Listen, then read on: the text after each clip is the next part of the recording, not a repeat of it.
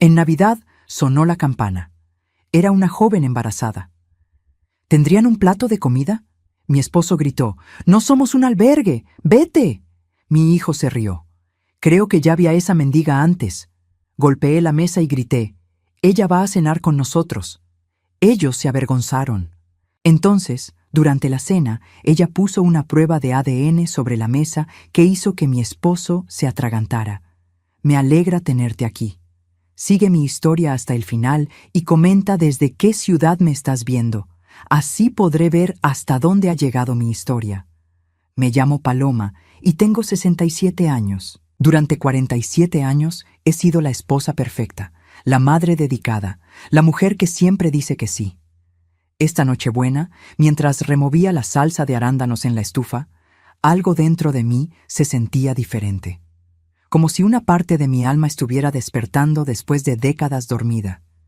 La cocina olía a canela y pino fresco. Había gastado $300 en esta cena, como todos los años, para que Raúl e Ismael pudieran presumir con sus amigos sobre lo bien que comían en casa.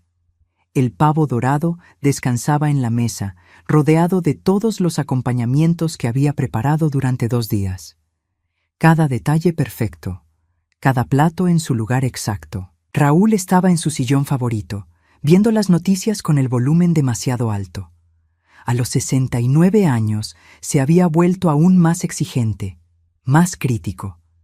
Su pensión de $2.500 mensuales le daba la sensación de que era el rey de la casa, aunque yo había trabajado durante años para complementar nuestros ingresos.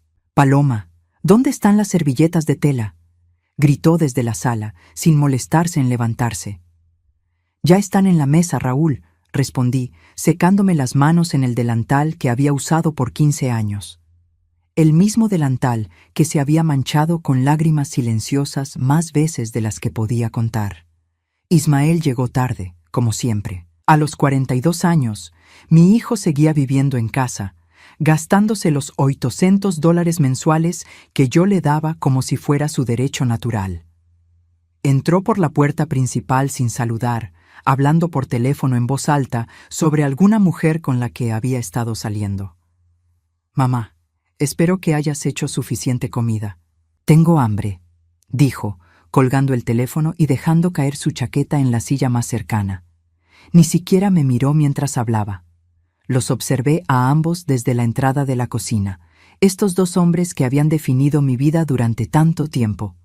Raúl con su barriga prominente y sus constantes quejas sobre todo lo que no le gustaba del mundo. Ismael con su actitud de eterno adolescente, esperando que yo resolviera todos sus problemas mientras él no movía un dedo para mejorar su situación. «La cena está lista», anuncié, mi voz sonando extraña en mis propios oídos. Había algo en el aire esa noche, una energía que no podía explicar. Nos sentamos a la mesa de mogno que había heredado de mi madre. El lustre proyectaba sombras danzantes en las paredes, y por un momento me pareció que las sombras se movían de manera inquietante. Raúl sirvió el vino sin ofrecerme, como siempre. Ismael ya tenía el tenedor en la mano antes de que yo pudiera sentarme. «Dios mío, Paloma, ¿qué le pusiste a las papas? Saben raras», fue lo primero que dijo Raúl después de probar la comida. Sentí que algo se contraía en mi pecho, pero sonreí como había hecho durante décadas. «Son las mismas papas de siempre, querido». «Bueno, pues algo está diferente. Y el pavo está un poco seco», continuó, cortando la carne con movimientos exagerados. Ismael asintió sin siquiera probar la comida. «Sí, mamá, deberías haber usado más mantequilla».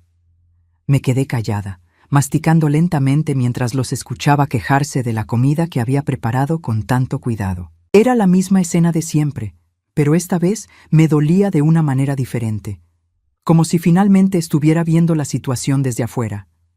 Entonces sonó el timbre. Los 3 nos quedamos inmóviles. No esperábamos a nadie. En nuestra familia, las visitas inesperadas no eran bienvenidas, especialmente durante las cenas familiares que Raúl consideraba sagradas. «¿Quién diablos puede ser?», murmuró Raúl, dejando el tenedor con irritación. «Yo voy», dije, levantándome antes de que pudieran protestar. El viento frío de diciembre me golpeó cuando abrí la puerta. Allí, en la baranda, estaba una joven que no podía tener más de 19 años. Estaba visiblemente embarazada, con el abrigo delgado que claramente no la protegía del frío. Sus mejillas estaban rojas y temblaba mientras se abrazaba a sí misma. Pero lo que me impactó no fue su estado o su aspecto desaliñado. Fue sus ojos. Esos ojos castaños, profundos, que me resultaron tremendamente familiares. Como si hubiera visto esa mirada antes, en algún lugar importante que no podía recordar. «Disculpe, señora», dijo la joven, su voz temblorosa por el frío. «Me llamo Valerie. ¿Tendrían un plato de comida? No he comido en 2 días y...» Su mano se posó protectoramente sobre su vientre. Algo dentro de mí se desplomó. Esta niña, claramente necesitada, pidiendo lo básico que cualquier ser humano merecía, especialmente en Nochebuena. Antes de que pudiera responder, la voz de Raúl rugió desde atrás de mí. «¡No somos un albergue! ¡Vete de aquí!». Me volví, sintiendo algo que no había sentido en años: furia pura. Raúl había venido hasta la puerta, con Ismael justo detrás de él. «Papá tiene razón», se rió Ismael, mirando a Valerie con desprecio. «Creo que ya vi a esa mendiga antes. Probablemente es una de esas que van de casa en casa, inventando historias». La risa de mi hijo me atravesó como un cuchillo. La crueldad casual en su voz, la falta total de compasión hacia una joven embarazada que temblaba de frío en nuestra puerta. Algo se rompió dentro de mí en ese momento. 47 años de sumisión, de mantener la paz, de ser la buena esposa y la buena madre. Todo se desmoronó en un segundo. Golpeé la mesa del recibidor con tanta fuerza que el florero de cristal tembló. «¡Ella va a cenar con nosotros!», grité, mi voz resonando por toda la casa. Raúl se quedó boquiabierto. Ismael dejó de reírse inmediatamente. Nunca me habían visto explotar así. Nunca me habían visto tomar una decisión que fuera contra sus deseos. «Paloma, ¿qué diablos te pasa?», murmuró Raúl, pero había algo en mis ojos que lo hizo retroceder un paso. Me volví hacia Valerie, que nos miraba con una mezcla de sorpresa y gratitud. «Entra, querida. Hace frío». «Gracias», susurró, y cuando sonrió, algo en mi corazón se agitó de una manera que no entendía. Mientras la guiaba hacia la sala de jantar, sentí que Raúl e Ismael me seguían en silencio, claramente desconcertados por mi comportamiento. Pero no me importaba. Por primera vez en décadas había hecho algo porque se sentía correcto, no porque fuera lo que ellos esperaban de mí. Le serví un plato generoso a Valerie y me senté a su lado. Ella comió con una gratitud silenciosa que me rompía el corazón. Entre bocados, nuestras miradas se cruzaron varias veces, y cada vez sentía esa extraña familiaridad, como si la conociera de toda la vida. Raúl e Ismael comían en silencio, lanzándome miradas de reproche que ignoré completamente. La tensión en la mesa era palpable, pero por primera vez en años no era mi problema resolverla. Valerie terminó de comer y me miró con lágrimas en los ojos. «Gracias, señora. No sabe lo que esto significa para mí». Cuando sonrió, mi corazón se detuvo por un segundo. Era como mirar un reflejo del pasado, un eco de algo que había perdido hacía mucho tiempo. Mis manos comenzaron a temblar sin que pudiera controlarlo, y una sensación extraña se extendió por mi pecho. Era como si esta joven hubiera venido a nuestra puerta por una razón que aún no podía comprender. La sensación extraña no me abandonó durante el resto de la cena. Mientras Valerie comía con gratitud silenciosa, yo no podía dejar de estudiar cada detalle de su rostro. La forma de sus ojos, el gesto que hacía al apartar el cabello de la cara, incluso la manera en que sostenía el tenedor. Todo me resultaba dolorosamente familiar. Raúl e Ismael permanecieron callados, pero podía sentir su irritación como una nube pesada sobre la mesa. De vez en cuando, intercambiaban miradas significativas, esas miradas de hombres que siempre habían tomado las decisiones importantes sin consultarme. «¿Hace cuánto que estás embarazada, querida?», pregunté suavemente, sirviendo más puré de papas en su plato. 6 meses, respondió Valerie, su mano acariciando protectoramente su vientre. El papá. Bueno, él no está en la foto. Cuando se enteró, desapareció. Sentí una punzada de dolor en el pecho. Esta niña, sola y embarazada, enfrentando lo que debería ser uno de los momentos más hermosos de su vida sin apoyo alguno. ¿Y tu familia?, pregunté, aunque algo dentro de mí temía la respuesta. Los ojos de Valerie se llenaron de lágrimas. Mi mamá murió hace 3 años. Cáncer. No conocí a mi papá, y mi mamá nunca quiso hablar de él. Estoy completamente sola. Las palabras golpearon algo profundo en mi memoria. Mi propia madre había muerto de cáncer, y recordé vívidamente lo que era sentirse sola en el mundo. Pero había algo más, algo que no podía identificar aún. ¿Cómo se llamaba tu mamá?, pregunté, mi voz apenas un susurro. Elena. Elena Martínez. El mundo se detuvo a mi alrededor. Elena. Ese nombre resonó en mi mente como una campana, despertando memorias que había enterrado tan profundo que casi había olvidado que existían. ¿Te sientes bien, mamá?, preguntó Ismael, notando que me había quedado inmóvil. Sí, mentí, tomando un sorbo de agua para ganar tiempo. Solo estoy cansada. Pero no estaba bien. El nombre Elena había destapado una caja de recuerdos que había sellado 20 años atrás. Memorias de una época oscura en mi vida que Raúl siempre me había dicho que era mejor olvidar. Elena es un nombre hermoso, dije finalmente, tratando de mantener mi voz estable. Valerie sonrió tristemente. Ella era hermosa, trabajaba como enfermera en el hospital. Siempre me decía que yo tenía una abuela en algún lugar, pero que no podía encontrarla. Era su mayor pesar. Mi corazón comenzó a latir tan fuerte que estaba segura de que todos podían oírlo. Una enfermera llamada Elena, buscando a su madre. Las piezas de un rompecabezas que no sabía que existía comenzaron a moverse en mi mente. Disculpen, dije levantándome abruptamente.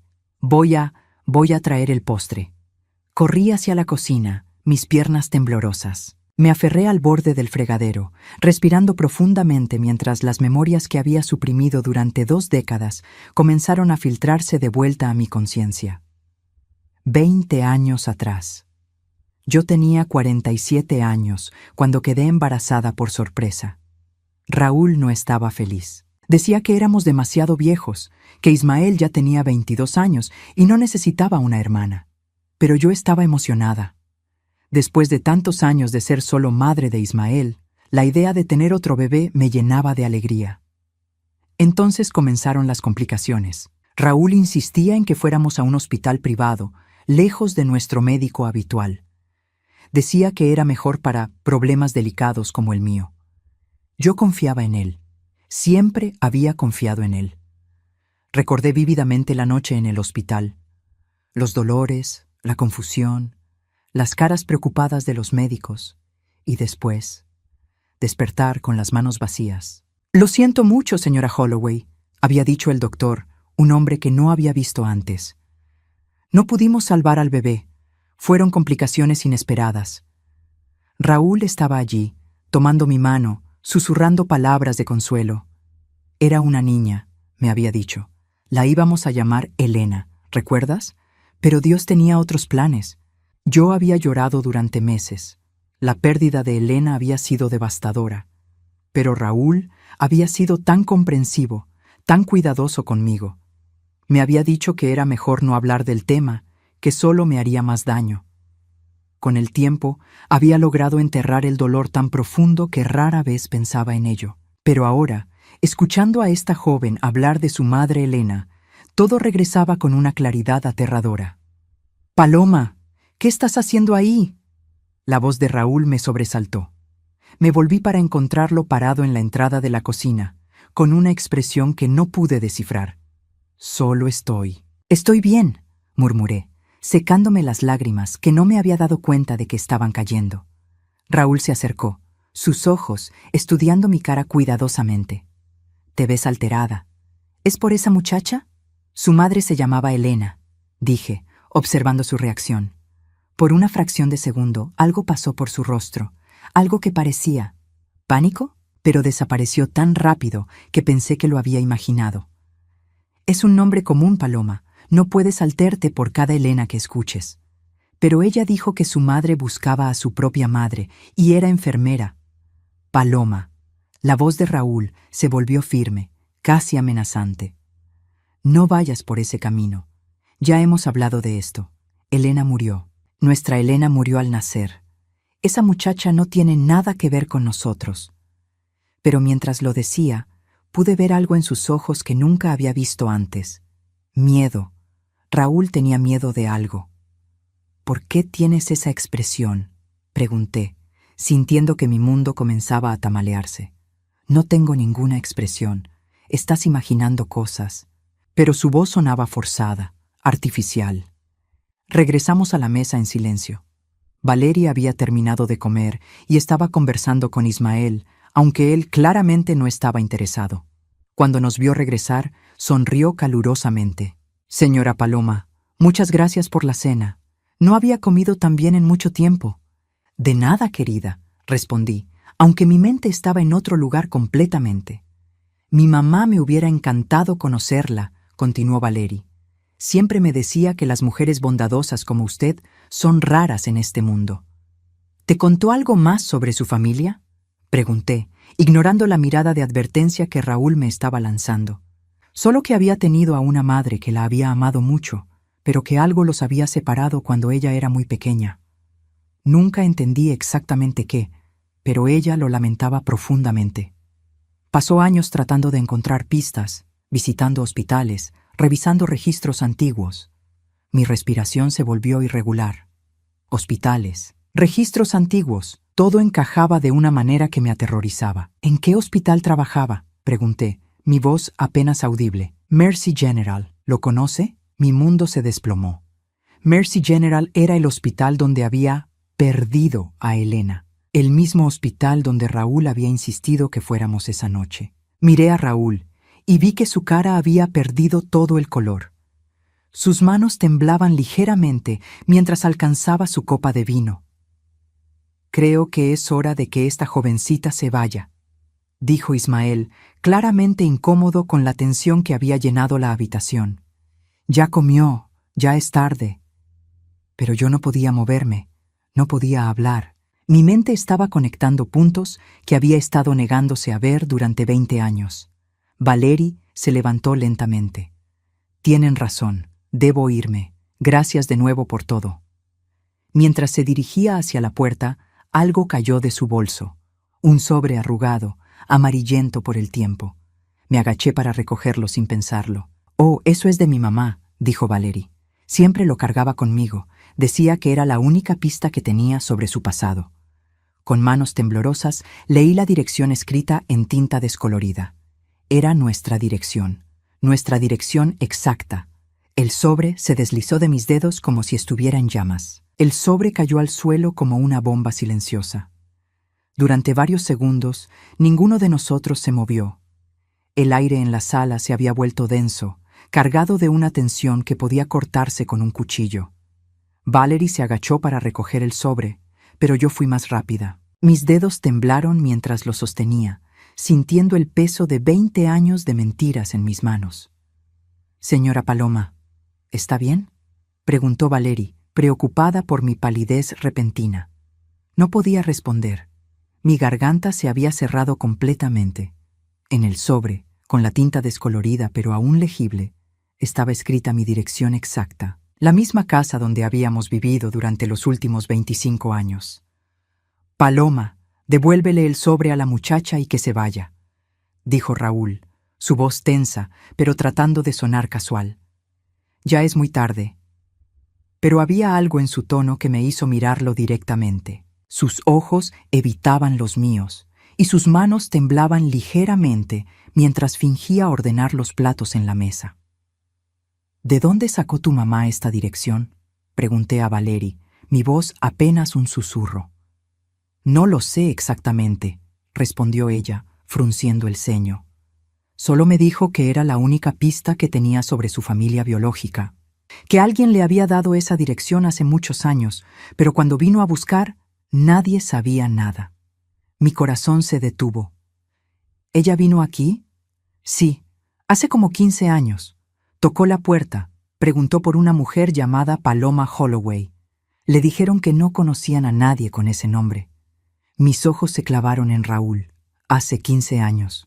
Yo habría estado en casa, siempre estaba en casa, pero nunca me enteré de esa visita. Raúl, dije, mi voz temblorosa, ¿alguna vez vino alguien preguntando por mí? No recuerdo, murmuró él, pero evitó mi mirada completamente. ¡Mamá! Ismael se rió nerviosamente. ¿Por qué le haces caso a las historias de esta muchacha? Claramente está inventando todo para conseguir más comida o dinero. Pero Valerie sacudió la cabeza firmemente. No estoy inventando nada. Mi mamá guardó este sobre hasta el día que murió. Me hizo prometerle que algún día vendría a esta dirección a buscar la verdad. ¿Qué verdad?, pregunté, aunque tenía miedo de la respuesta. Valerie vaciló, luego metió la mano en su bolso y sacó un objeto que hizo que el mundo se detuviera a mi alrededor. Era un pequeño brazalete de bebé, dorado, con una pequeña placa que tenía grabado un nombre: Elena. El brazalete que yo había elegido para mi bebé, el mismo que había comprado 2 semanas antes de que muriera en el hospital. Este brazalete estaba con mi mamá cuando la adoptaron, dijo Valerie suavemente. Era lo único que tenía de su familia biológica. La mujer que se lo dio le susurró una dirección antes de desmayarse. Esta dirección. No podía respirar. El brazalete que sostenía Valerie era idéntico al que había perdido esa noche terrible en el hospital, el que los médicos me dijeron que había desaparecido junto con mi bebé. Eso es imposible, murmuró Raúl, pero su voz sonaba desesperada ahora. ¿Por qué es imposible, Raúl?, pregunté, volviéndome hacia él con una furia que no sabía que existía en mí. ¿Por qué es imposible que mi hija haya sobrevivido? Porque el médico nos dijo que había muerto, él gritó, perdiendo la compostura por primera vez. El doctor Martinelli nos dijo que hubo complicaciones. ¿El doctor Martinelli? Valerie se quedó paralizada. ¿Usted conoce al doctor Martinelli?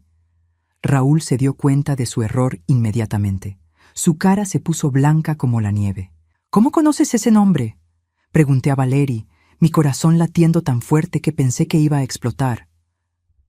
Ese era el médico que manejó la adopción de mi mamá, susurró Valerie. Ella me contó que él fue quien le dijo a la familia adoptiva que era una niña abandonada, pero mi mamá siempre sintió que había algo raro en esa historia. El silencio que siguió fue ensordecedor. Yo miraba fijamente a Raúl, viendo cómo se desmoronaba delante de mis ojos.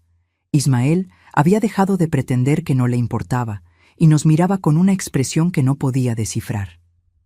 Valerie, dije lentamente, ¿tienes algo que pueda probar quién era tu madre biológicamente? Ella asintió, metiendo la mano en su bolso una vez más. Sacó un sobre manila arrugado y de él extrajo una hoja de papel oficial. Antes de morir, mi mamá me hizo conseguir esto. Dijo que algún día lo necesitaría. Era un certificado de nacimiento original. Y allí, en letras claras, estaba escrito Elena Holloway, nacida el 12 de marzo de 2004. Madre, Paloma Holloway. Padre, Raúl Holloway. Mi Elena no había muerto. Mi Elena había vivido, había crecido, se había convertido en una mujer hermosa que pasó años buscándome. Y ahora estaba muerta, pero había dejado a esta nieta que yo nunca supe que tenía. «Eso es falso», gritó Raúl, arrebatándome el papel. «Alguien falsificó esos documentos». Pero mientras lo decía, Valerie sacó algo más de su bolso. Algo que hizo que Raúl se tambaleara hacia atrás, como si hubiera recibido un golpe físico. Era un sobre pequeño, sellado, con una etiqueta que decía: «Para realizar prueba de ADN cuando encuentre a mi familia». Mi mamá me hizo prometerle que si alguna vez encontraba a su familia biológica, haría esta prueba, dijo Valerie con lágrimas corriendo por sus mejillas. Ella guardó muestras de cabello y saliva para este momento. Mis piernas se volvieron gelatina, me aferré a la mesa para no caerme. «No», murmuró Raúl, retrocediendo. «No, esto no puede estar pasando». ¿Qué no puede estar pasando, papá?, preguntó Ismael, y por primera vez en la noche, su voz sonaba diferente, menos arrogante, más. ¿Culpable? Miré a mi hijo y vi algo en su expresión que me heló la sangre. No era sorpresa lo que vi allí. Era resignación, como si supiera exactamente lo que estaba a punto de descubrirse. Ismael, dije lentamente, ¿tú sabías algo sobre esto? Mi hijo intercambió una mirada rápida con su padre, una mirada cargada de significado que había pasado entre ellos miles de veces durante los años, pero que yo había sido demasiado ciega para ver. Ismael, repetí, mi voz volviéndose más firme. Respóndeme. Mamá, comenzó, pero su voz se quebró. ¿Sabías que mi hija estaba viva?, grité, mi voz resonando por toda la casa. El silencio que siguió fue devastador. Ismael bajó la cabeza, incapaz de mirarme a los ojos. Respóndeme, susurré. Sí, murmuró finalmente. Sí, sabía. El mundo se desplomó a mi alrededor. No solo Raúl me había mentido durante 20 años. Mi propio hijo, el niño que había criado, que había protegido, que había defendido cuando todo el mundo me decía que era demasiado consentido, había sido parte de la conspiración. ¿Por cuánto tiempo?, pregunté, mi voz sonando extraña y lejana. Desde el principio, admitió Ismael, las palabras saliendo como si le dolieran físicamente. Papá me contó cuando cumplí 25 años. Me dijo que había sido necesario porque la familia no podía permitirse otro bebé.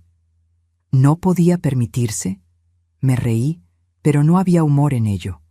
Era el sonido de una mujer que acababa de darse cuenta de que su vida entera había sido una mentira. Tu padre ganaba $2,500 al mes en esa época. Yo trabajaba medio tiempo. No éramos ricos, pero no éramos pobres. No era por el dinero, murmuró Raúl desde su rincón, donde se había acurrucado como un animal herido. Entonces, ¿por qué?, grité. ¿Por qué me robaste a mi hija? El silencio se extendió por una eternidad. Finalmente, fue Valerie quien lo rompió.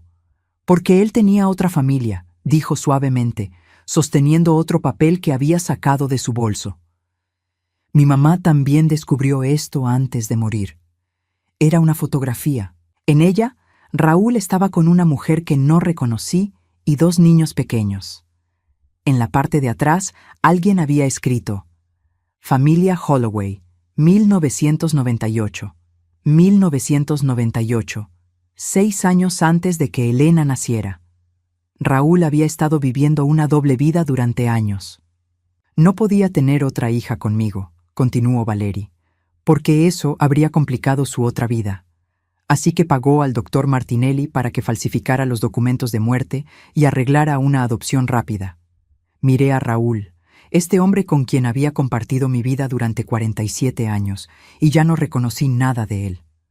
¿Es cierto?, pregunté, aunque ya conocía la respuesta. Raúl no respondió.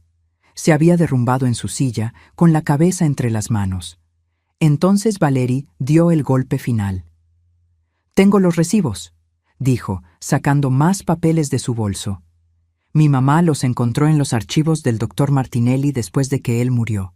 $15,000 fue lo que pagaron por deshacerse de ella. $15,000, el precio que pusieron a mi hija. Mi Elena había valido $15,000 para el hombre que juraba amarme. Y tengo esto también, añadió Valerie, colocando una pequeña bolsa de plástico sobre la mesa. Era un kit de prueba de ADN. Si usted acepta, dijo, mirándome directamente a los ojos, podemos confirmar lo que ambas sabemos que es verdad. Miré el kit, luego miré a Raúl, que había comenzado a hacer ruidos ahogados, como si no pudiera respirar correctamente. Sin vacilación, abrí el kit y tomé el hisopo. Pasé el hisopo por el interior de mi mejilla con manos temblorosas, pero decididas. Cada movimiento era deliberado, final. No había vuelta atrás después de esto. Paloma, no hagas esto, rogó Raúl, su voz quebrándose. Por favor, no destruyas nuestra familia por las fantasías de una desconocida. Lo miré con una frialdad que nunca había sentido hacia otro ser humano. ¿Nuestra familia? Tú destruiste nuestra familia hace 20 años cuando decidiste que mi hija no merecía vivir conmigo. Valery también tomó su muestra. Sus movimientos eran cuidadosos y respetuosos, como si entendiera la solemnidad del momento. Cuando terminamos, sellamos las muestras en sobres separados, siguiendo las instrucciones del kit. Los resultados estarán listos en 3 días, dijo Valery suavemente. Aunque creo que ambas ya sabemos qué van a mostrar. Tenía razón. En mi corazón ya no había duda. Esta niña era la hija de mi Elena, mi nieta. La sangre de mi sangre, que había estado perdida para mí durante toda su vida. ¿Dónde vas a quedarte esta noche?, pregunté, porque de repente la idea de que ella estuviera sola en las calles me resultaba insoportable. Hay un refugio a unas millas de aquí. He estado yendo allí las últimas semanas. No, dije firmemente. Te quedarás aquí. ¡Absolutamente no!, explotó Raúl, poniéndose de pie tan bruscamente que su silla se volcó hacia atrás. No permitiré que esta mentirosa se quede en mi casa. Me volví hacia él con una furia que había estado acumulándose durante décadas. ¿Tu casa? Esta casa la pagué yo con mi trabajo durante 15 años. Mi nombre está en la escritura tanto como el tuyo. Paloma, estás alterada. No estás pensando con claridad. Por primera vez en 20 años estoy pensando con perfecta claridad, le respondí. Esta niña se queda. Si no te gusta, tú sabes dónde está la puerta. Raúl me miró como si no me conociera, y la verdad era que probablemente no me conocía. Durante décadas había sido la esposa sumisa, la que siempre cedía, la que mantenía la paz a cualquier costo. Esa mujer había muerto en el momento que vi el brazalete de Elena en las manos de Valery. Ismael, dijo Raúl, volviéndose hacia nuestro hijo, dile a tu madre que está cometiendo un error terrible.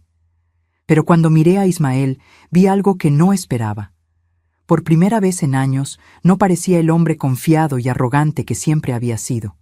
Parecía pequeño, asustado. Ismael, dije, mi voz peligrosamente calmada. Cuéntame exactamente qué sabías y cuándo lo supiste. Mi hijo intercambió otra mirada con su padre, pero esta vez no había conspiración en ella. Había pánico. Mamá, yo. Comenzó, pero se detuvo. La verdad, Ismael. Por una vez en tu vida, dime la verdad. Valery nos observaba en silencio desde su lugar en la mesa, sus manos protegiendo instintivamente su vientre. Podía ver en sus ojos que estaba empezando a entender que había caminado hacia algo mucho más complicado que una simple búsqueda de sus raíces. Papá me lo contó cuando cumplí 25, murmuró Ismael finalmente. Me dijo que habían tenido que dar al bebé en adopción porque no podían criarlo. ¿Y tú no pensaste en preguntarme a mí sobre esto?, lo pregunté, sintiendo como si cada palabra fuera un cuchillo. ¿No pensaste que tal vez yo tenía derecho a saber que mi hija estaba viva? Él me dijo que tú sabías, respondió Ismael rápidamente. Me dijo que ustedes habían decidido juntos mantenerlo en secreto para proteger a la familia. Era una mentira, y tanto Ismael como yo lo sabíamos. Pero había algo más en su expresión, algo que me hizo presionar más. ¿Qué más, Ismael? Nada más. ¡Mentira!, grité, mi paciencia finalmente agotándose. Veo en tu cara que hay algo más. Ismael se desplomó como un castillo de naipes. Elena vino a la casa hace 15 años, susurró. El aire se salió de mis pulmones. ¿Qué? Ella vino buscándote. Yo estaba aquí. Papá no estaba, pero yo sí. Ella me mostró sus papeles, me contó su historia. Sabía que era mi hermana en el momento que la vi. ¿Y qué hiciste?, pregunté, aunque tenía terror de saberlo. Le dije que se había equivocado de dirección, que no conocíamos a ninguna Paloma Holloway. Las palabras me golpearon como puñetazos físicos. Mi Elena había estado tan cerca. Había estado en mi puerta, buscándome, y mi propio hijo la había rechazado. ¿Por qué?, susurré. ¿Por qué? Porque papá me había dicho que si ella alguna vez aparecía, podría destruir a la familia. Que tú ya habías sufrido bastante con perder al bebé y que saber la verdad te mataría. Así que decidiste por mí, dije, mi voz tan fría que hasta yo me asusté de ella. Decidiste que era mejor que nunca supiera que mi hija había estado viva, que me había estado buscando. Pensé que estaba protegiendo a la familia, gritó Ismael desesperadamente. No, dije, levantándome lentamente de mi silla. Estabas protegiendo tu estilo de vida. Estabas protegiendo los $800 mensuales que te doy sin preguntarte para qué los usas. Estabas protegiendo el hecho de que a los 42 años sigues viviendo en casa de mami sin responsabilidades. Ismael palideció. Eso no es cierto. ¿No? Me reí amargamente.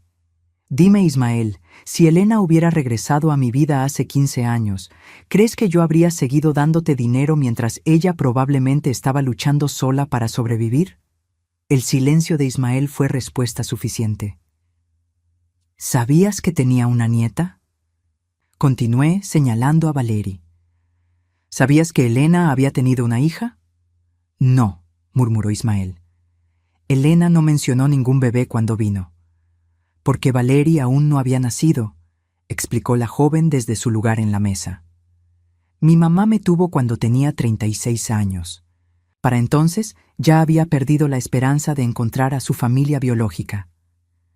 Me volví hacia Valery con lágrimas en los ojos. Tu mamá vivió 36 años sin saber que yo la había estado buscando, sin saber que la amaba, que nunca la había abandonado voluntariamente. Ella lo sabía, dijo Valery suavemente.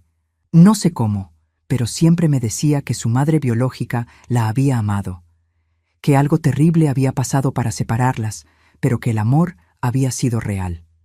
Sus palabras me rompieron por completo. Me senté pesadamente en mi silla y lloré por primera vez en años. No el llanto silencioso y controlado que había perfeccionado como esposa y madre, sino sollozos profundos y desgarradores que venían desde lo más profundo de mi alma. 20 años, murmuré entre lágrimas. Perdí 20 años con mi hija. Paloma, por favor, rogó Raúl, acercándose cautelosamente. Podemos superarlo, podemos. Aléjate de mí, grité, mi voz resonando por toda la casa. No quiero que me toques nunca más. Raúl retrocedió como si lo hubiera abofeteado. ¿Sabes qué es lo que más me duele? Continué, mi voz temblando de furia. No es solo que me mintieras. Es que durante todos estos años, cada vez que mencionaba a Elena, cada aniversario de su muerte, tú consolabas mis lágrimas sabiendo que eran innecesarias. Sabiendo que ella estaba viva, probablemente sufriendo, probablemente preguntándose por qué su madre la había abandonado. No era mi intención. Tu intención no importa, exploté. Lo que importa es lo que hiciste. Me volví hacia Ismael, quien estaba encogido en su silla, como si quisiera desaparecer. ¿Y tú? Dije, mi voz cortante como cristal roto. Tú tuviste la oportunidad de corregir las mentiras de tu padre hace 15 años, pero elegiste proteger tu comodidad en lugar de hacer lo correcto. Mamá, ¿cuántas veces durante estos 15 años me has visto llorar en el aniversario de la muerte de Elena? ¿Cuántas veces me has abrazado y me has consolado, sabiendo que todo era una mentira? Ismael no pudo responder. Las lágrimas corrían por sus mejillas, pero ya no sentía compasión por él. ¿Sabías que Elena murió?, pregunté. No, susurró.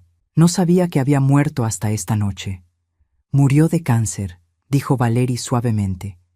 Murió preguntándose por qué su madre nunca había intentado encontrarla.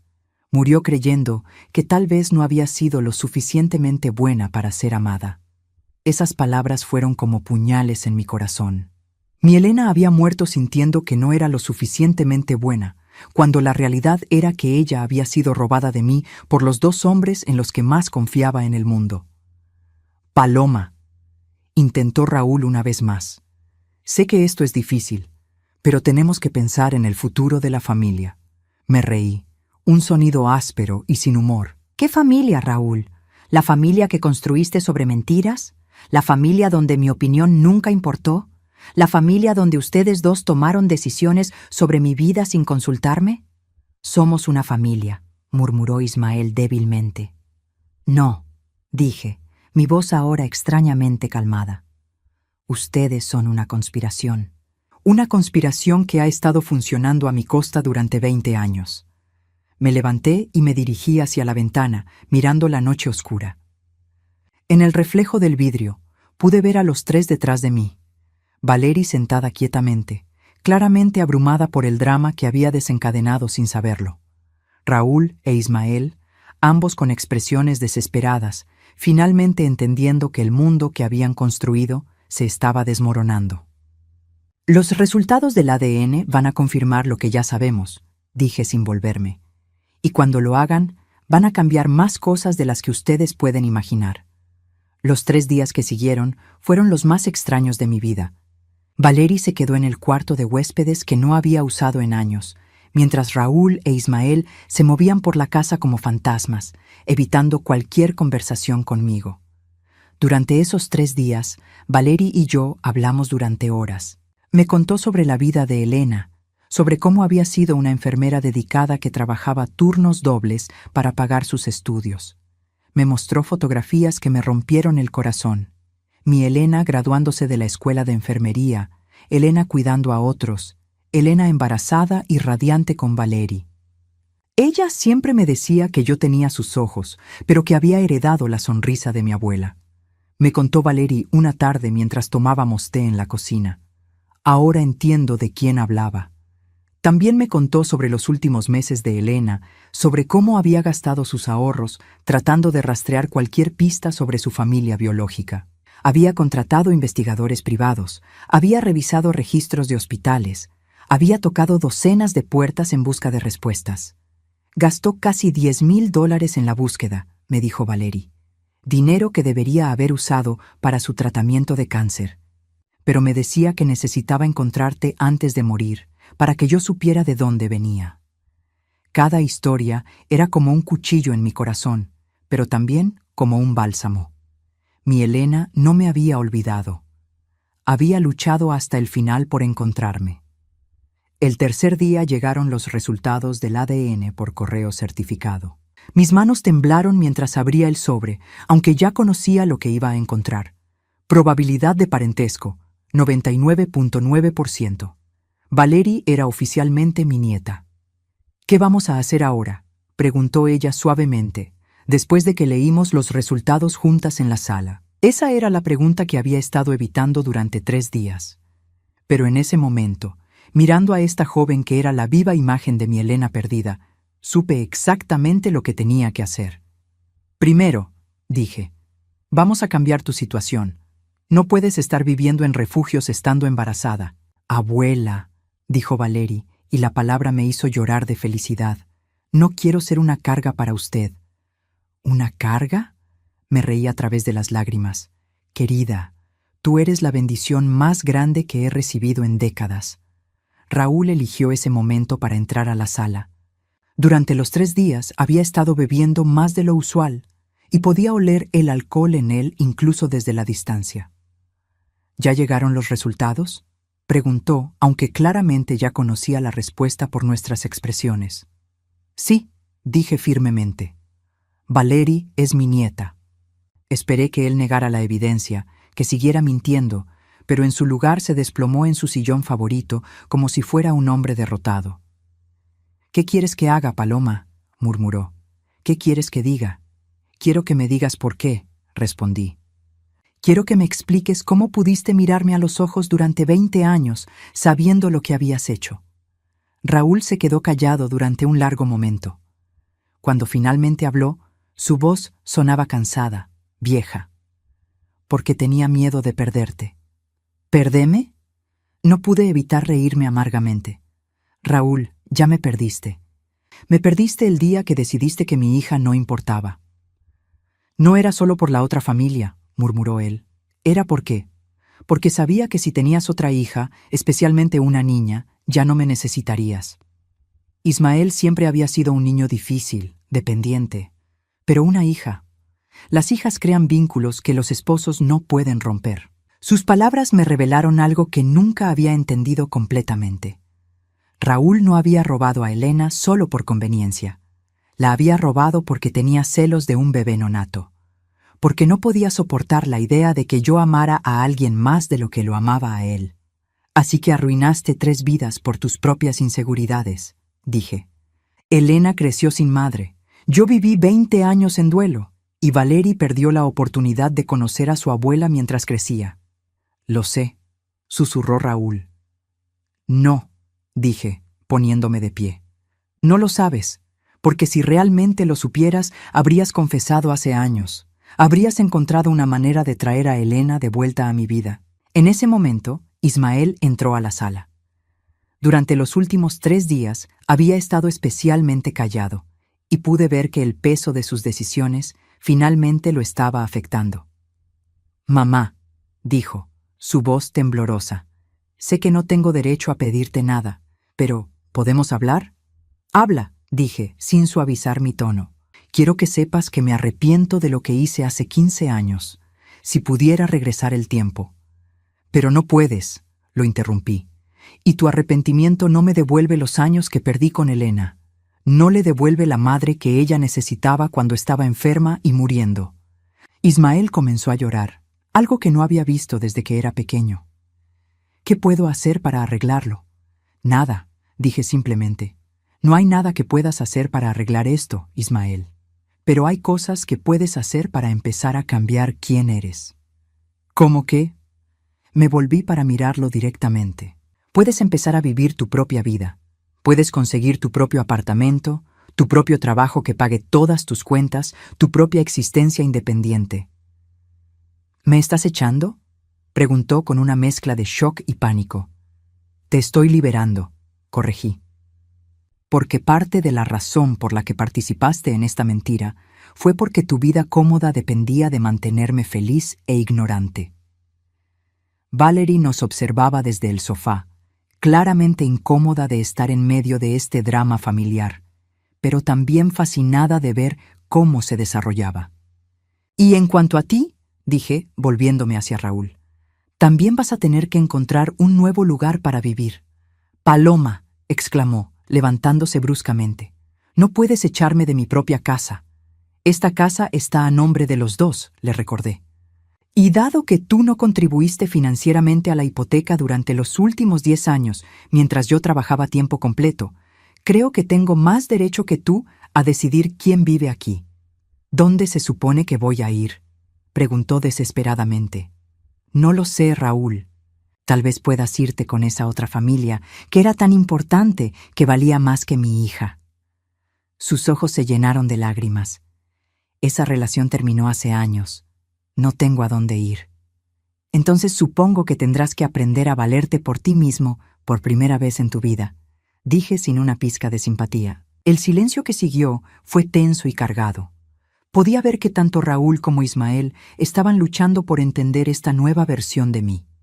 Durante décadas había sido la pacificadora, la que siempre encontraba soluciones que mantuvieran a todos contentos. Esa mujer había muerto junto con mis ilusiones sobre mi familia. ¿Cuándo?, preguntó Ismael finalmente. 1 semana, dije firmemente. Ambos tienen 1 semana para hacer otros arreglos. ¿Y si no encontramos lugar?, preguntó Raúl. Entonces, supongo que aprenderán lo que significa no tener una red de seguridad, respondí. Algo que mi Elena tuvo que aprender cuando era apenas una adolescente porque ustedes le robaron la familia que debería haber tenido.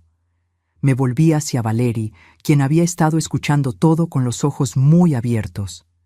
¿Te gustaría quedarte aquí conmigo?, le pregunté, al menos hasta que nazca el bebé y puedas establecerte por tu cuenta. ¿Estás segura?, preguntó ella. No quiero causar más problemas en su familia.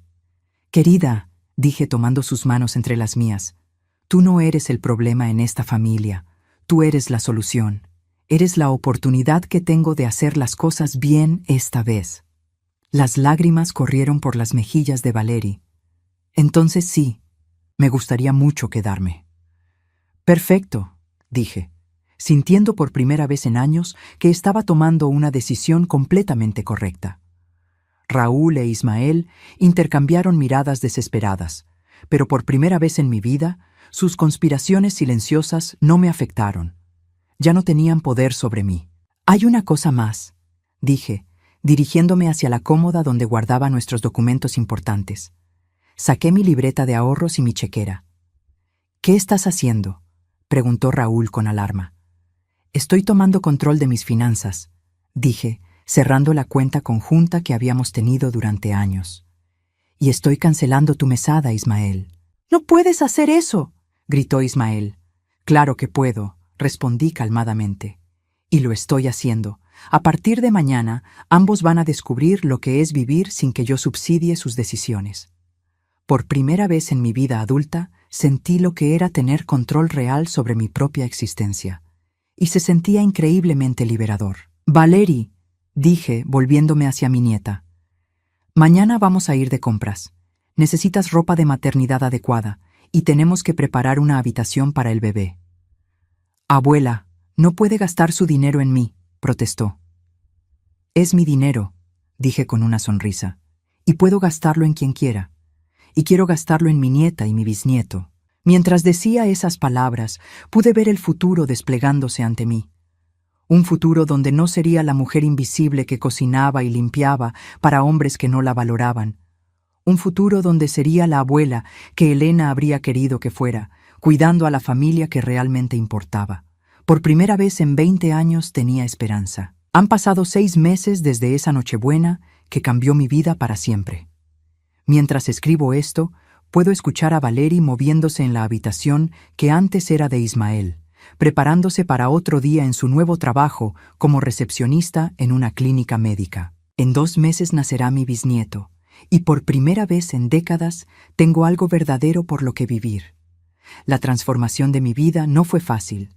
Los primeros días después de que Raúl e Ismael se fueron extraños. La casa se sentía vacía, pero era una vaciedad diferente a la soledad que había experimentado durante años mientras vivía con ellos. Era un vacío lleno de posibilidades. Raúl luchó contra el divorcio inicialmente, contratando un abogado barato que trató de argumentar que yo no tenía derecho a echarlo de la casa. Pero cuando mi abogado presentó toda la documentación sobre la adopción fraudulenta, incluyendo los recibos que Valerie había encontrado entre las pertenencias de Elena, su caso se desmoronó rápidamente.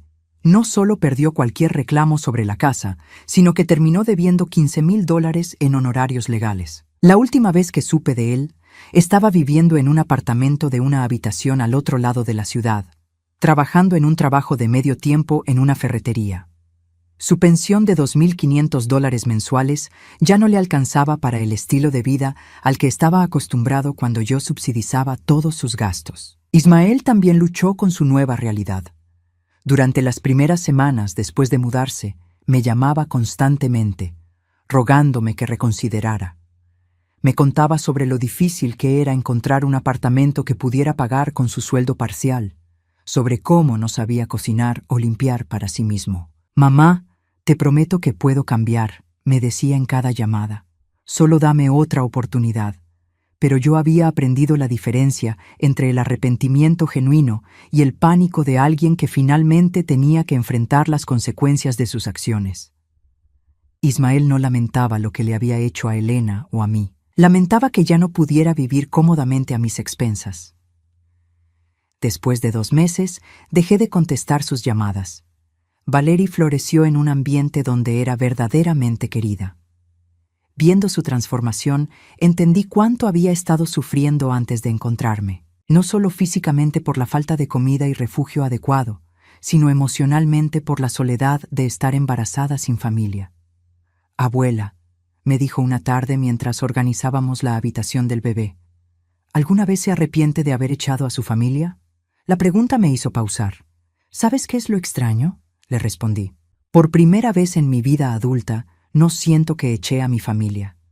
Siento que finalmente encontré mi familia verdadera. Y era cierto. Vivir con Valerie me había mostrado lo que era tener una relación familiar basada en amor genuino y respeto mutuo.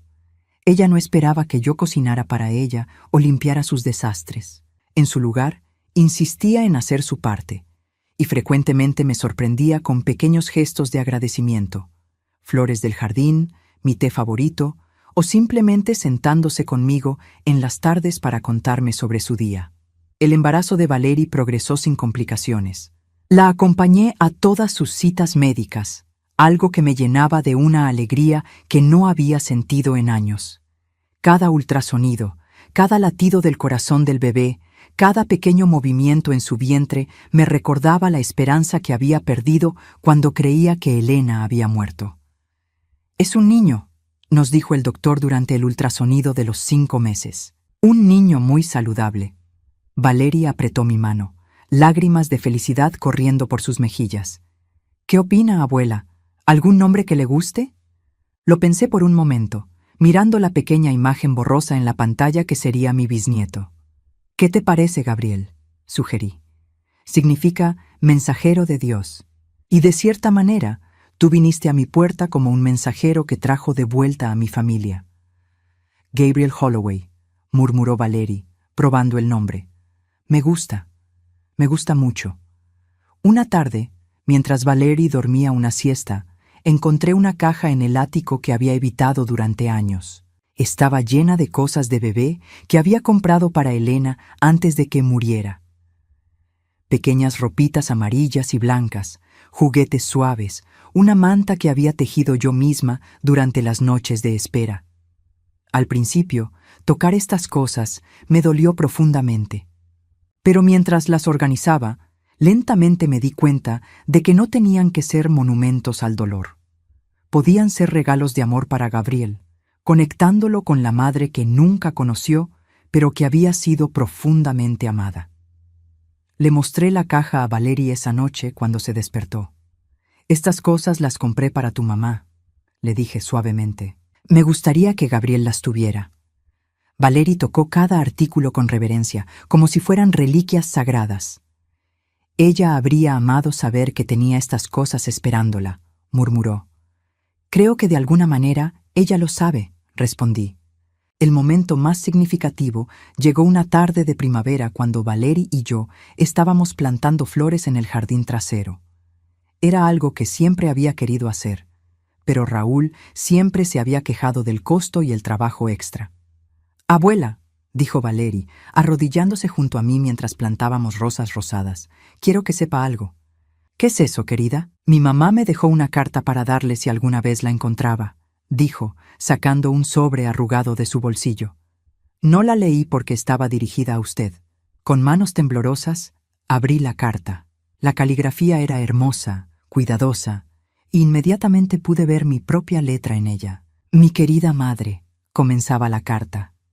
«Si estás leyendo esto, significa que Valery te encontró después de que yo ya no esté. Quiero que sepas que nunca dudé de tu amor por mí. Incluso sin conocerte, siempre supe en mi corazón que algo terrible había pasado para separarnos. Espero que puedas amar a Valery de la manera que sé que me habrías amado a mí. Ella es mi regalo más precioso, y ahora es el tuyo también. No llores por mí. En lugar de eso, vive la vida que no pudimos compartir. Hazla feliz, hazla reír, hazla sentir que pertenece a algún lugar. Eso es todo lo que siempre quise, pertenecer a alguien». Todo mi amor, Elena. No pude terminar de leer sin llorar, pero estas eran lágrimas diferentes a las que había derramado durante 20 años. No eran lágrimas de pérdida, sino de conexión. Elena había conocido mi corazón sin haberme conocido a mí.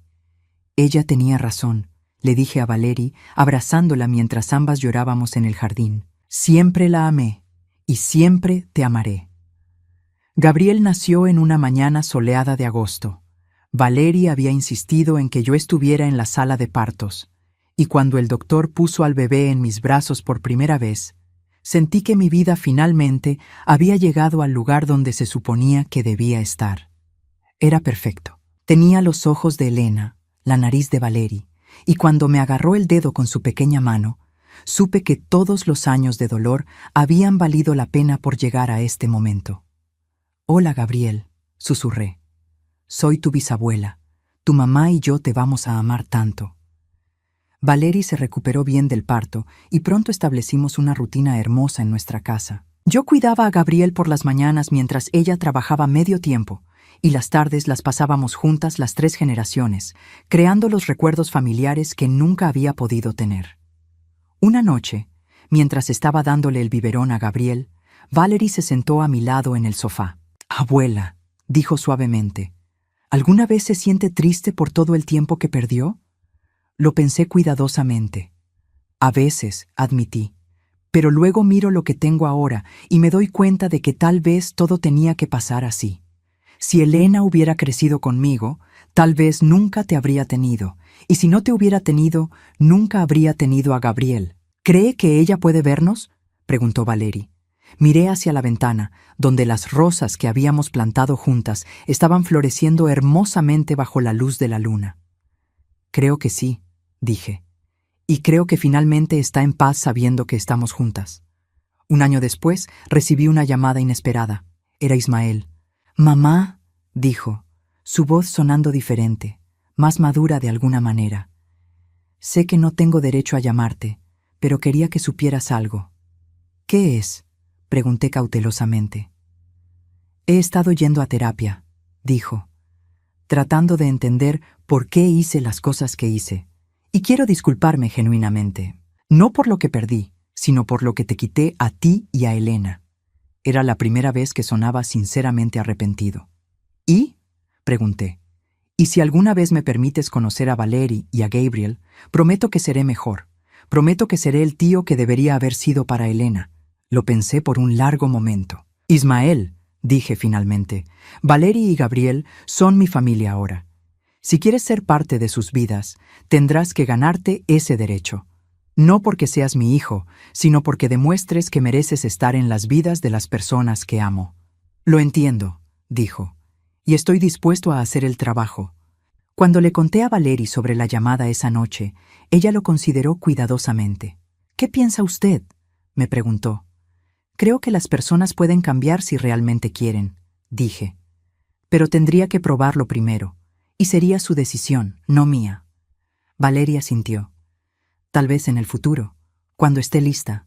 Esa noche, después de que Valerie se fuera a dormir, me senté en mi jardín con Gabriel dormido en mis brazos. Las rosas estaban en plena floración, llenando el aire con su fragancia dulce. Pensé en Elena, en todos los años que habíamos perdido.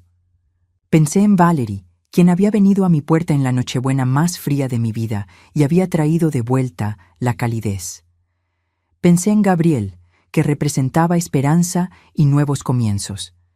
Por primera vez en mi vida adulta, no me sentía invisible. No me sentía como si estuviera viviendo para otros. Estaba viviendo para mí misma, para mi familia verdadera, para el amor que finalmente tenía sentido. «Gracias, Elena», susurré a las estrellas. «Gracias por enviarme a Valerie. Gracias por darme la oportunidad de ser la abuela que tú habrías querido que fuera». El viento movió suavemente las rosas, y por un momento casi podía escuchar la risa de mi hija en el aire nocturno. Tenía 68 años cuando finalmente aprendí lo que significaba tener una familia real. Y cada día desde entonces había valido la pena la espera.